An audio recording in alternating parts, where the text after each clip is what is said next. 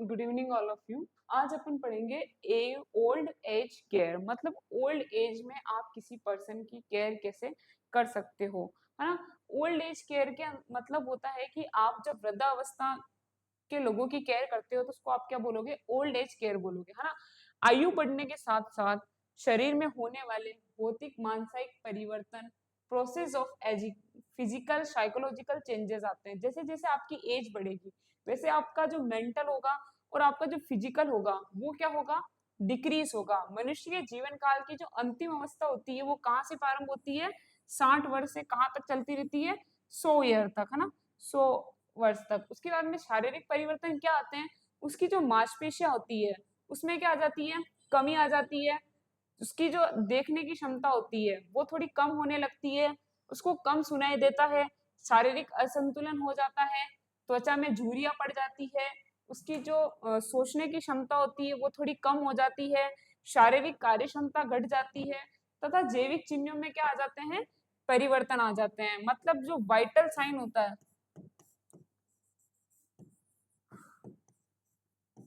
उनमें क्या आ जाता है, डिफरेंस आ जाता है, कम दिखाई देने लगता है, कम सुनाई देने लगता है ना।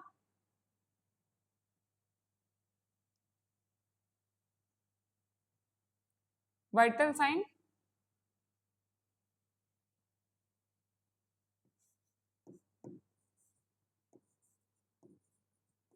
डिफरेंस आने लगता है ना।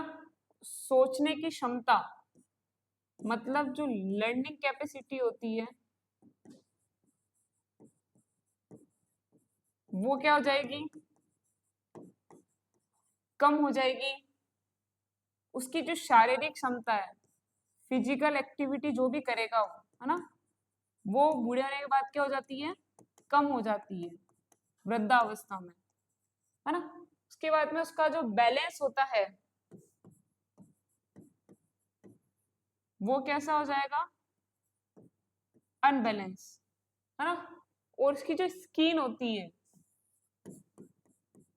उसकी जो इंटीग्रिटी होती है स्किन की, वो क्या हो जाएगी, डिक्रीज, है ना। हीरिंग कैपेसिटी कम हो जाती है, दिखना कम लगता है, ये सब उसके अंदर लक्षण होते हैं। उसके बाद में आता है कि मेंटल चेंजेस, शारीरिक क्षमता के साथ साथ उसके अंदर कुछ फिजिकल चेंजेस भी आते हैं। फिजिकल चेंजेस कैसे आएंगे उसके अंदर, क्योंकि जो वृद्धावस्था में लोग आते हैं तो उनको रिटायरमेंट दे दिया जाता है। जैसे आप बेरोजगार होते हो तो आपके मन में क्या आता है कि स्ट्रेस पैदा होता है, स्ट्रेस पैदा होगा तो आपको क्या होगा, मानसिक संतुलन जो होगा, आपका जो मेंटल चेंजेस आने लगते हैं, जिससे शारीरिक कमजोरी से रोग हो जाते हैं जो ठीक नहीं हो पाते हैं, जिससे मानसिक संतुलन बिगड़ सकता है। आपको जो वृद्धावस्था में बहुत सारी बीमारियां भी हो सकती है जो आपकी ठीक नहीं हो रही हैं, तो आपको जो मानसिक संतुलन है वो भी बिगड़ सकता है। परिवार में महत्व जो मिलना होता है वो आपको थोड़ा सा कम मिलने लगता है, जो महत्व होता है परिवार का वो आपको, आप अपने आप को क्या समझने लगते हो, अकेला समझने लगते हो। ये सब कब होता है, वृद्धावस्था में होता है। The needs and the problems of old age, old age की प्रॉब्लम क्या होती है, शारीरिक रोगों के उपचार हेतु औषधियों तथा नियमित देखभाल करना, परिवार के सदस्यों द्वारा सम्मान करना, ऐसे आहार जो हल्का या सुपाच्य हो उसको देना, खाली समय होने के कारण मनोरंजन के साधनों की आवश्यकता है, विभिन्न बाहरी कार्यों जैसे अस्पताल जाना, बैंक जाना, उसमें आप बूढ़े लोगों को थोड़ा शामिल कर लो, मानसिक रूप से उनका संतुलन बिगड़ जाता है अगर आप ऐसा नहीं करते हो तो। उसके बाद में आता है care of elderly at home, आप अपने घर पर जो ओल्डरी पर्सन होते हैं उसकी केयर कैसे कर सकते हो, है ना। तो वृद्धावस्था में शारीरिक कमजोरी हो जाती है जिसे दूर करने हेतु संतुलित आहार में आयरन, कैल्शियम आदि होना चाहिए। वृद्धों को आर्थिक सहायता प्रदान की जानी चाहिए। वृद्धावस्था में रोजगार के अवसर उपलब्ध करवाने हेतु वृद्धों को बनने, चटाई बनाना, पढ़ना लिखना आदि, मतलब उनको रोजगार मिलना चाहिए वृद्धावस्था में। ऐसा नहीं है कि आप, है ना, वृद्धावस्था होते ही उनको भूल जाओ, बिल्कुल ही आप उनको याद ही ना करो। आपको क्या करना चाहिए, उनको हेल्प करनी चाहिए, वृद्धों को बनाने में, चटाई बनाने में, उनको कुछ ना कुछ काम देते रखना चाहिए, अकेला महसूस नहीं करवाना चाहिए। समाज कल्याण संस्थाओं द्वारा सहायता प्रदान की जाती है। जो ऑल्डरी एज होते हैं उनका नियमित जो होना चाहिए फिजिकल एग्जामिनेशन होना चाहिए।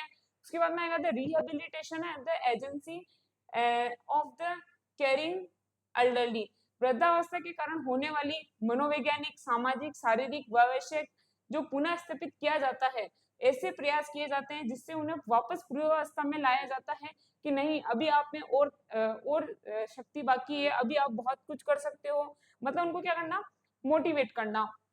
भारत में पुनर्वास केंद्र कौन कौन से है, रिहेबिलिटेशन केंद्र, उसमें वृद्धावस्था प्रशिक्षण केंद्र स्थापित किया गया है, वृद्धा आश्रम की स्थापना करना, ओल्ड एज होम बनाना, क्षेत्रीय पुनर्वास केंद्र बनाना, सामाजिक न्याय तथा अधिकता का मंत्रालय करना, परिवार कल्याण मंत्रालय बनाना, श्रम मंत्रालय बनाना, मानव संस्थान विकास बनाना, अखिल भारतीय भौतिक चिकित्सा और अनुसंधान केंद्र बनाना जो कि मुंबई में है, तथा जिला पुनर्वासन केंद्र बनाना।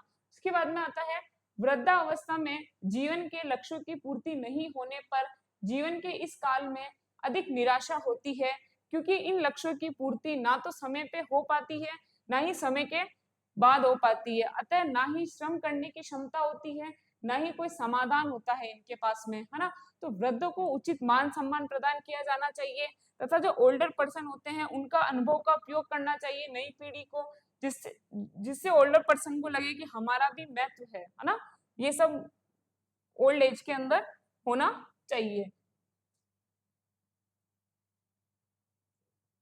आयु बढ़ने के साथ साथ शरीर में होने वाले भौतिक तथा मानसिक परिवर्तन कौन कौन से होते हैं, मनुष्य के जीवन काल की जो अवस्था होती है।